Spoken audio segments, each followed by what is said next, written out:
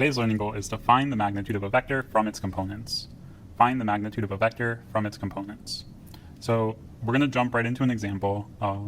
The example is asking us, what is the magnitude of vector A? And vector A, it's being given to us using this unit vector notation. Vector A points 3 units in the x direction plus 4 units in the y direction.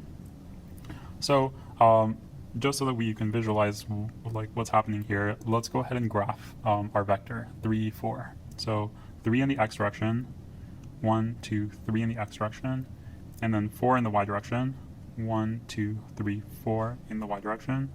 I'm going to put a little dot up there to save my spot, and then I'm going to draw my vector from the origin up to this coordinate 3, 4. So this is my vector. And I'm being asked, what is the magnitude of vector A? So if you remember, magnitude is the length of the vector. Right? When we're like representing our vectors as arrows, then the magnitude is the length of the arrow that we drew. And so we want to know what is the length of this arrow, but I don't know, that seems like maybe kind of challenging, but it's actually not, because if you pay close attention, there is a triangle here, and it's a special type of triangle. It's a right triangle that we can kind of imagine exists underneath this vector here in our graph. And we know a lot about triangles, right? We're like very comfortable doing math with triangles. Notice, what is the base of this triangle? The base is 1, 2, 3 units. That's our x component of the vector. And the y component of the vector is 4, right? And that's the height of this right triangle. So we have 2 of the sides of the right triangle, and we are being asked to find the length of this vector. And it turns out the length of the vector, right, if you look at this right triangle, is the hypotenuse of this triangle. So we've got 2 of the sides of the triangle, and we want to know the hypotenuse of this triangle. And that hypotenuse will be the answer to this question, what is the magnitude of vector A? So there's a very famous formula, probably you remember it. This is the Pythagorean theorem, a squared plus b squared equals c squared. So we know 2 of the sides of the triangle, and we can find out what the third side is using the Pythagorean theorem, taking advantage of the fact that there's this like little right triangle hiding underneath of our vector. So let's go ahead and substitute in the sides of the triangle. So one of the sides is 3, we'll call that a. So 3 squared plus the other side of the triangle is 4. 4 squared equals c squared. And 3 squared is 3 times 3, that's 9.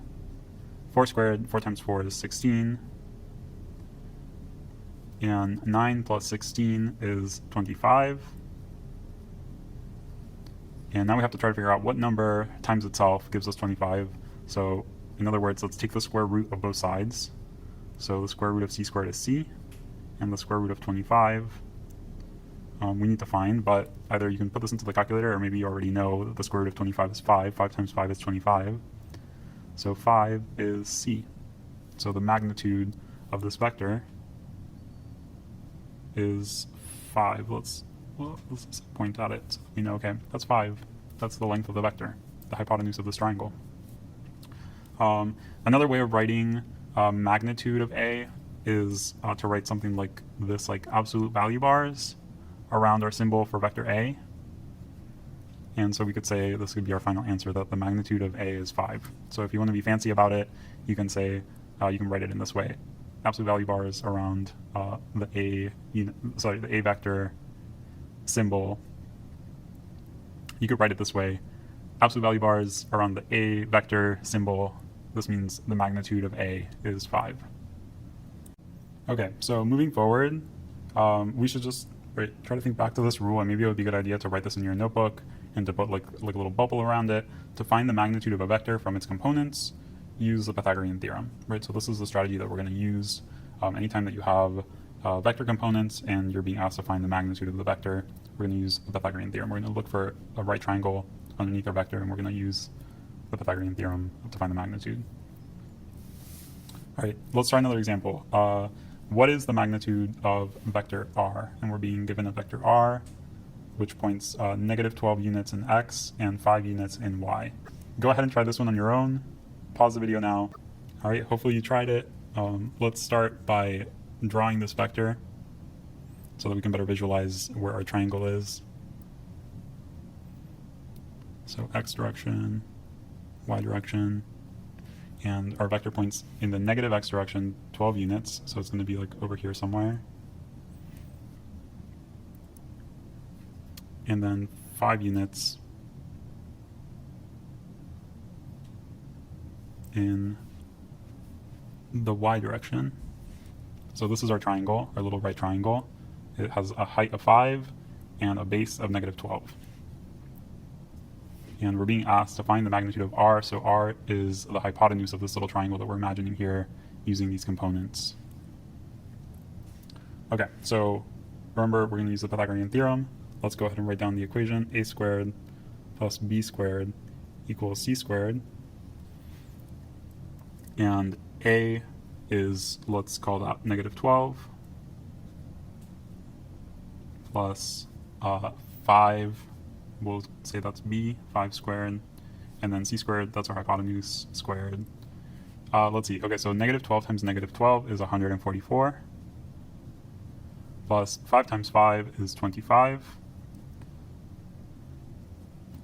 144 plus 25 comes out to 169. And now we need to figure out, okay, what is c? So we need to take the square root of both sides to undo the square on c.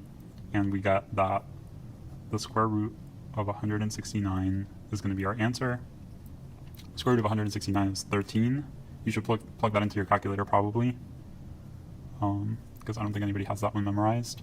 And, or at least, I don't know, most people don't have that one memorized. So this is our answer. This is the magnitude of our vector r. So the length of this vector is going to be 13 units. And we can write that kind of in an abbreviated way using these absolute value symbol. That means the magnitude of r is 13.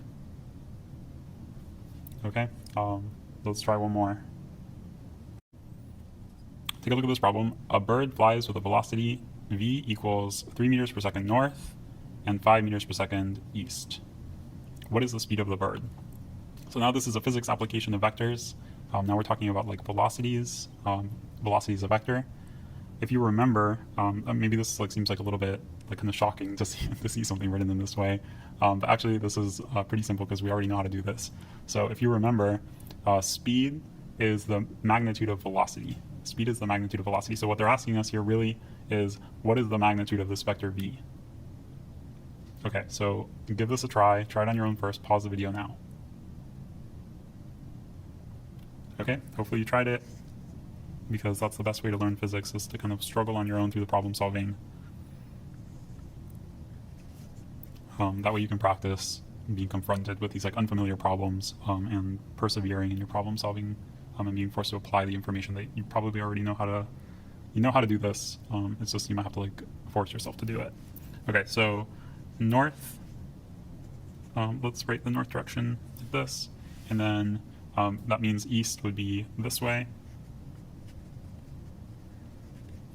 And let's visualize what this vector looks like. So 3 meters per second north and 5 meters per second east. So 5 east and 3 north. So 5 east and 3 north. Okay, so this is our vector. The east component of the vector is 5 meters per second, and the north component is 3 meters per second. And again, now, right, we're imagining we've got a little right triangle here. We know how to deal with these right triangles. If we know 2 of the sides, we can totally find the hypotenuse by using Pythagorean theorem. So Pythagorean theorem is a squared plus b squared equals c squared. A is 5. So square that. Plus b is 3. Square that. Equals c squared. 5 squared is 25. Plus 3 squared is 9. 3 times 3 is 9. And 25 plus 9 comes out to, 25 plus 9 is 34. And that's c squared, but we're not interested in c squared. We want to know c. So we need to take the square root of both sides. C is going to be square root of 34. And the square root of 34 is 5.8.